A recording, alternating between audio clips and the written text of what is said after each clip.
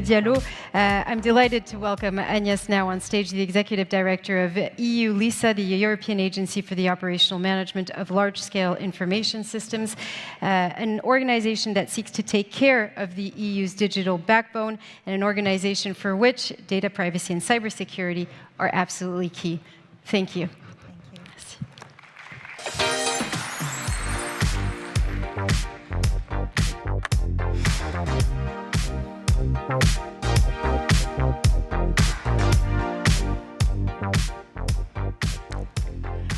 Bonsoir à tous.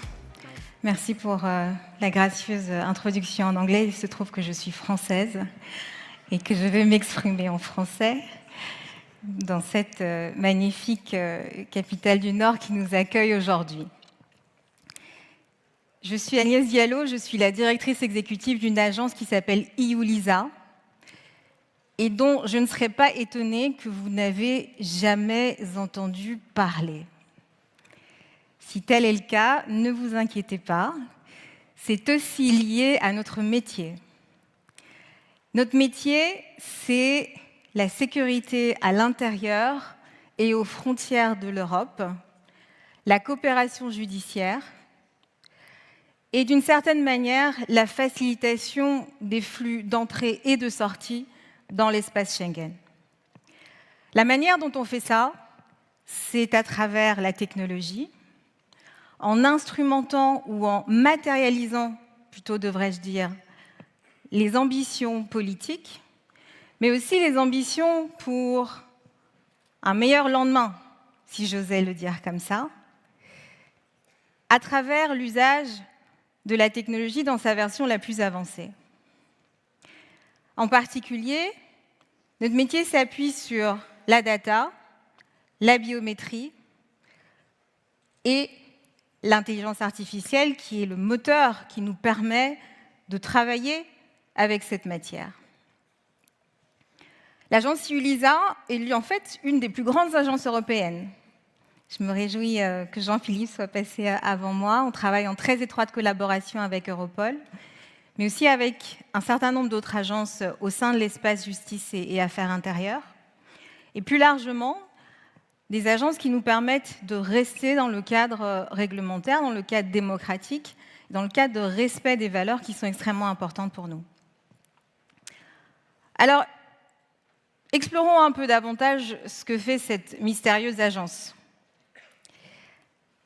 Elle a deux vies, ou elle a plutôt deux chapitres dans sa vie. Elle a commencé en même temps, j'allais dire, que l'abattement des frontières. Au moment où l'Europe a décidé de retirer ses frontières, il a fallu du même coup mettre en place un certain nombre de mécanismes, un certain nombre de moyens pour s'assurer néanmoins qu'on ait, sinon des frontières physiques, au moins des systèmes digitaux qui nous permettent d'assurer cette sécurité et d'assurer la sûreté des citoyens européens. Ça s'est traduit notamment par la mise en place d'un système qui est l'un des plus grands en Europe, qui s'appelle le système d'information Schengen, avec plus de 90 millions d'alertes en son sein. On peut penser qu'une alerte, c'est une donnée, un élément d'information. C'est le système qui permet aux polices de l'ensemble de l'espace Schengen de travailler ensemble. Le système, il est utilisé plus de 12 millions de fois en année. Si vous faites le calcul, ça fait plus de 100 000 transactions par jour. Et ce n'est pas un service abstrait. C'est un service extrêmement concret qui rend des services, notamment dans le cas d'enfants qui sont enlevés par leurs parents. Pas plus tard qu'il y a quelques mois, une jeune fille, une petite fille, a été enlevée par l'un de ses parents. Il y avait une suspicion de kidnapping par le père, en l'occurrence. La plaque d'immatriculation du père a été signalée. Le contrevenant s'est promené de la Pologne, traversant l'Allemagne jusqu'en France. Et grâce au signalement dans le système Schengen et la coopération policière que celui-ci permet, le contrevenant a été arrêté et l'enfant mis en sécurité. Vous voyez qu'on parlait des menaces précédemment, mais l'usage intensif des données est en fait aussi une opportunité. Elle est sous-jacente à notre capacité à maintenir la sécurité de manière active et de manière moderne. Plus récemment, l'agence a commencé à travailler sur ce qui s'appelle l'architecture d'interopérabilité. Derrière ce nom barbare se cache en fait une valeur importante pour non seulement les citoyens européens, mais tous ceux qui rendent visite, voyagent, travaillent, rendent visite à leur famille au sein de l'Europe. Et ils sont nombreux, plus de 750 millions de personnes voyagent en Europe chaque année. Ce qui fait de l'Europe la première région où on voyage dans le monde, devant la Chine, devant les États-Unis. Et cette nouvelle architecture, elle s'appuie sur 4 promesses. La première, c'est davantage de sécurité. Quand un voyageur provenant d'un pays tiers rentrera en Europe demain, son empreinte biométrique sera prélevée. Mais alors qu'aujourd'hui, quand vous passez les frontières, et c'est certainement une expérience que vous avez faite, vous voyez à quel point le processus est manuel. Le garde-frontière prend votre passeport, le tamponne, le passe dans une fente, le vérifie manuellement quasiment.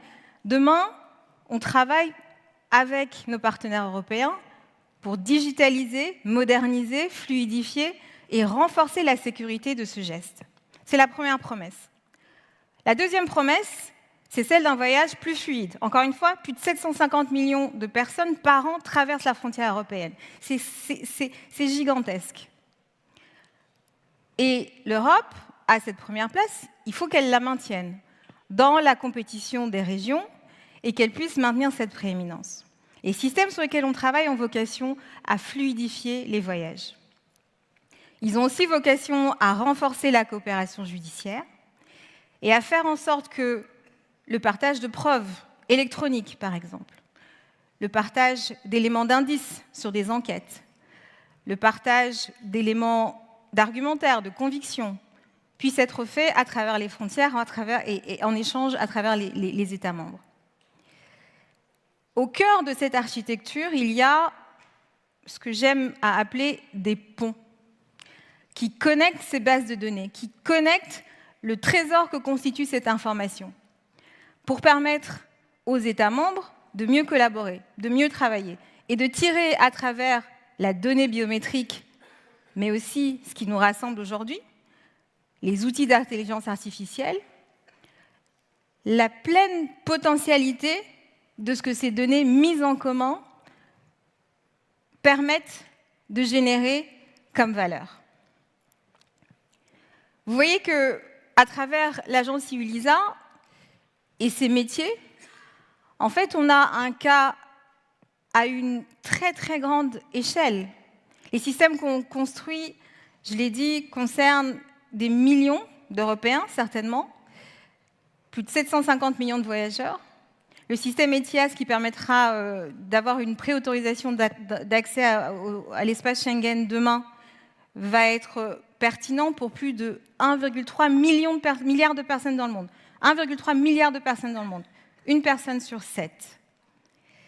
Donc, l'IA, la gestion des données, c'est une réalité. C'est une réalité pour nous. Aujourd'hui, c'est le cœur de notre métier. Et à travers cette position unique dans la mise en œuvre de ce que nous permettent ces outils, on a bien sûr une visibilité, un point de vue sur les opportunités, je l'ai dit, et c'est ma conviction très fort. Mais on a aussi une place privilégiée pour toucher du doigt tous les challenges, toutes les difficultés qui sont associées à l'usage de ces outils. Pour en citer quelques-uns et commencer par le premier, c'est d'abord, je dirais, le caractère incertain, encore en construction, de ces outils. Prenez par exemple, on a parlé des biais, on sait que les outils d'intelligence artificielle se nourrissent des données, que ces données sont en réalité le reflet des biais qu'elles emportent et que ces biais se restituent dans les outils d'intelligence artificielle. Quand on fait tourner un modèle de machine learning dans un laboratoire, c'est une chose, on peut observer ces biais. Quand le robot qui décide ou non de faire passer ou de dénier l'accès à l'espace Schengen discrimine ou a une pertinence différente quand il s'agit d'un jeune homme de couleur blanc versus une personne âgée de la même couleur, ça nous pose un problème. On sait par ailleurs que les femmes de couleur noire sont moins bien repérées en termes de biométrie faciale par ces outils que ne l'est la première population que j'ai évoquée. Ce qui veut dire qu'arrivé à une frontière, le deuxième groupe que j'ai évoqué sera plus souvent contrôlé plusieurs fois, arrêté, interrogé. Et en termes d'équité et de capacité à fournir ce service dans les meilleures conditions, dans les conditions qui soient égales pour chacun, ça nous pose bien sûr un problème. La seconde difficulté qu'on rencontre, c'est celle de la souveraineté numérique de l'Europe. Parce que finalement, les acteurs dominants sur ces marchés, les acteurs qui sont nos fournisseurs et auxquels, hélas, on n'échappe pas, sont, vous le savez, américains. La croissance des dernières années sur le cloud en France a été aspirée à 80% par 3 acteurs, tous américains. Le fournisseur de chartes graphiques, de processeurs graphiques, pour tous les outils de calcul que nous utilisons quotidiennement, qui possède 80% des parts de marché, est américain. Alors, il y a néanmoins des marges de manœuvre et à EULISA, on s'applique à les mettre en œuvre. Autant que possible, on fait appel à l'open source.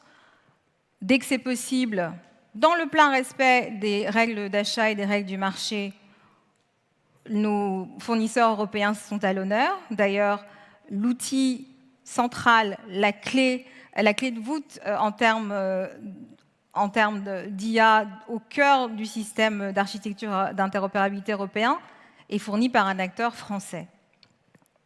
Néanmoins, vous voyez que cette fragilité, cette vulnérabilité sur la dimension de souveraineté numérique nous pose un problème et devrait nous interroger. Le troisième challenge auquel on est confronté régulièrement, et j'ai ici avec moi l'équipe qui s'occupe de la cybersécurité, c'est évidemment la surface d'attaque que ces données massives, d'ampleur, constituent pour des criminels malveillants. Pas plus tard que la semaine dernière, l'agence a encore une fois été victime d'une attaque avec pour objectif de dénier la possibilité de service.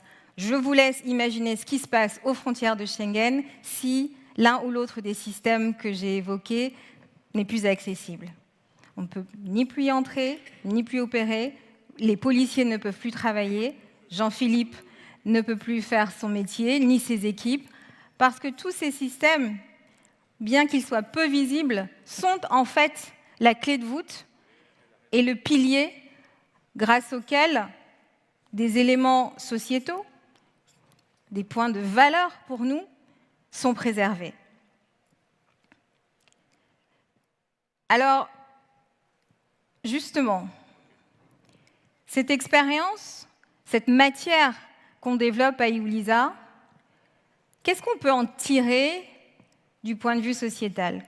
Comment on peut l'élargir dans le cadre des débats qu'on est en train d'avoir ici? Et comment est-ce que ça résonne finalement au-delà de cette dimension technologique. Et qu'est-ce que ça appelle comme réaction et comme action que chacun de nous, parce qu'en fait, ça concerne chacun de nous. Quand vous prenez le métro, vous êtes vigilant par rapport au fait de ne pas être exposé à un pickpocket.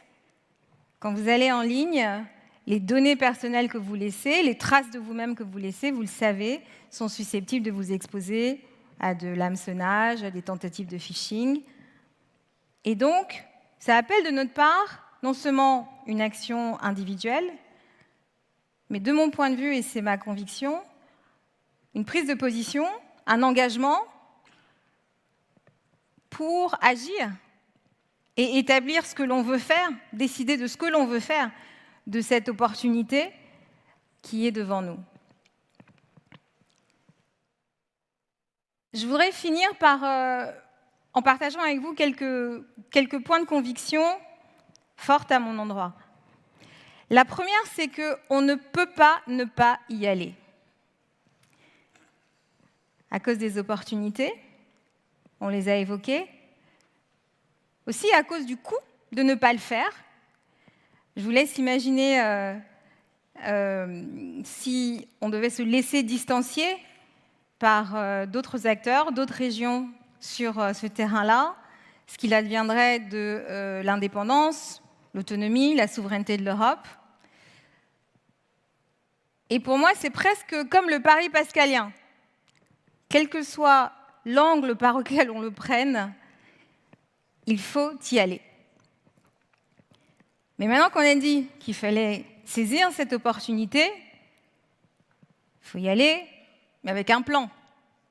Avec un plan qui nous permette, d'une part, d'être gagnants dans cette nouvelle donne, et d'autre part, d'être responsables et d'affirmer les valeurs qui nous permettent de porter ces opportunités, mais dans le plein respect de ce qui compte pour nous. La protection de la donnée, les usages qui sont corrects, privilégiant des aspects positifs de ces technologies. Alors, comment on fait ça? D'abord, je crois en sensibilisant,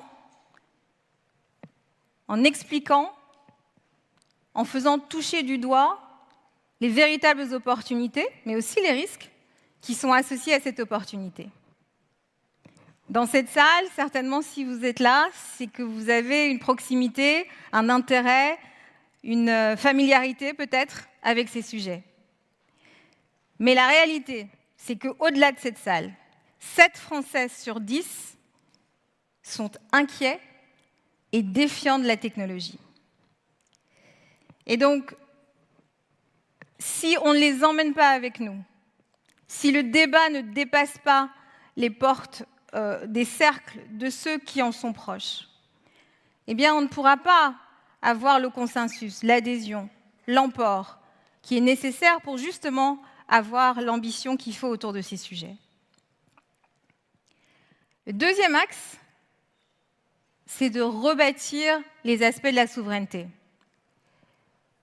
Économique, bien sûr, mais en termes d'innovation, renforcer la formation des chercheurs, nourrir les pousses qui vont nous permettre d'avoir des champions européens, qui vont faire que demain, e-LISA, mais peut-être l'organisation dont vous faites partie, n'aura pas comme seul recours de se tourner, bonjour Thierry, de se tourner vers des acteurs américains.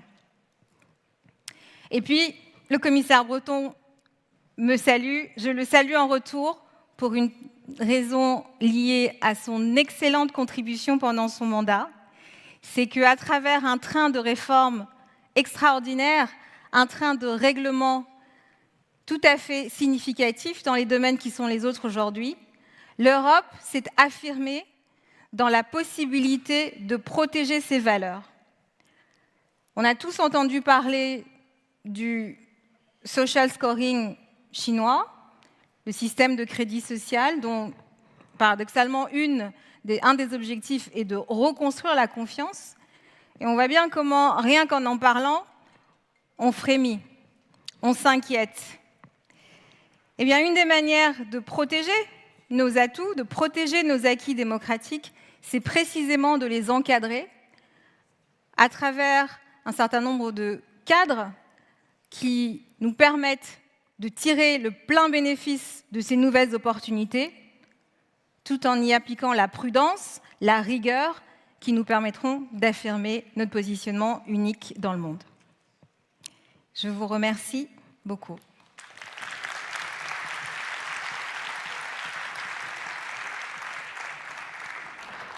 Monsieur le commissaire, qu'allez-nous vous annoncer?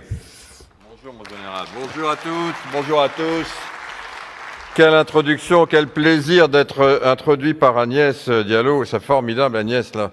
Vous avez fait un travail. Je ne sais pas où vous avez été formé, mais vous avez vraiment, visiblement, vous avez formidablement su bénéficier de votre parcours riche. On est très heureux de vous avoir, en tout cas, avec nous, évidemment, travaillant pour l'Europe. Et vous l'avez bien tous compris, hein, les 750 millions, hein, vous l'avez dit au moins 4 fois, de voyageurs qui viennent et qui ont raison de venir en Europe